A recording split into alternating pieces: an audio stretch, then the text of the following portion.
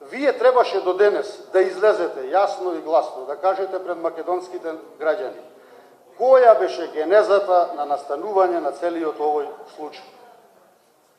Кој прислушкуваше, зошто прислушкуваше, за чии цели, дали интерно, внатрешно некој прислушкувал, имало надворешни влијанија.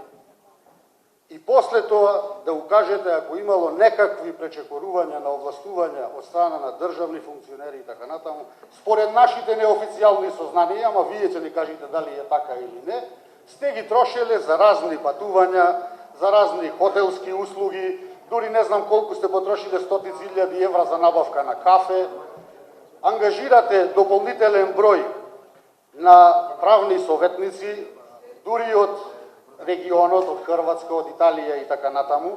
До 14.7.2016 година беа фотокопирани и снимени сите докази во предметот пуч, што мислам дека не се малку.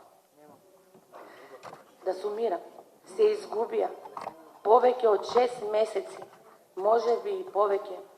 И немам намера воопшто да одговарам на прашања што веќе сум ги одговорила. Што се однесува до финансискиот извештај, тоа е што е напишано во него, други информации нема да дадам.